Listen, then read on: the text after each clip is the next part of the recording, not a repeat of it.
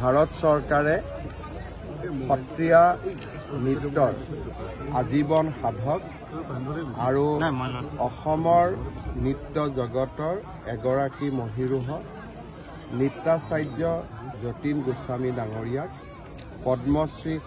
পদ্মভূষণ সন্মানেৰে এইবাৰ সন্মানিত কৰিবলৈ সিদ্ধান্ত গ্ৰহণ কৰিছে। শ্ৰী যতীন গোস্বামী ডাঙৰীয়াই প্ৰথমতে ভাৰত চৰকাৰৰ পৰা পদ্মশ্ৰী সন্মান লাভ কৰিছিল আৰু এইবাৰ তেখেতক পদ্মভূষণ সন্মানৰ বাবে নিৰ্বাচিত কৰা হৈছে।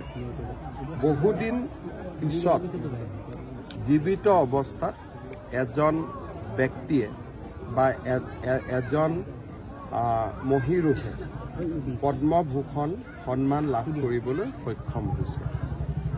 মই খুব নাম ৰিকালেক্ট কৰিব পৰা নাই যে জীৱিত অৱস্থাত শেষজন পদ্মভূষণ পোৱা অসমৰ ব্যক্তি কোন, অৰ্থাৎ যোৱা এটা দশক জীৱিত অৱস্থাত পদ্মভূষণ সন্মান অসমৰ পৰা কোনেও পোৱা নাছিল। শ্ৰী যতীন গোস্বামী ডাঙৰীয়াৰ পদ্মভূষণ সন্মান লাভৰ এই অনন্য বাতৰিটোৱে অসমৰ সংগীত জগত, নৃত্য জগত আৰু সাংস্কৃতিক জগতখনক আনন্দিত কৰি তুলিছে। বিশেষকৈ শ্ৰী যতীন গোস্বামী ডাঙৰীয়াই পোৱা এই বঁটাই অসমৰ সত্ৰীয়া নৃত্যকো দৰাচলতে এক ৰাষ্ট্ৰীয় স্বীকৃতি প্ৰদান কৰিছে।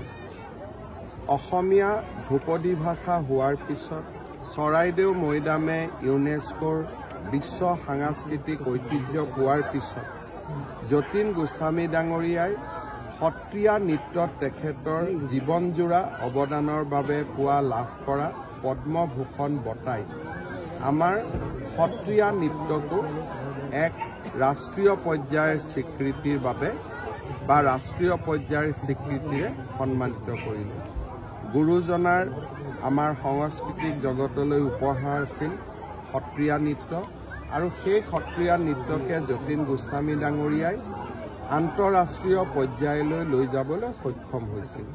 মই নিজে তেখেতৰ ঘৰলৈ আহি তেখেতক সন্মান আগবঢ়াবলৈ পাই আৰু তেখেতৰ এই কৃতিত্ব আৰু সন্মানৰ সময়ছোৱাত তেখেতক অসমবাসী ৰাইজৰ হৈ অভিনন্দন জনাবলৈ পাই মই গৌৰৱ অনুভৱ কৰিছোঁ। তেখেতৰ দীৰ্ঘ জীৱন কামনা কৰিছোঁ, যাতে সত্ৰীয়া নৃত্যৰ সাধনাত তেখেতে নিজক আবদ্ধ কৰি ৰাখি সত্ৰীয়া নৃত্যক আৰু এখোপ আগুৱাই লৈ যাবলৈ তেখেতে সকলো প্ৰকাৰৰ তপ কৰি যায়।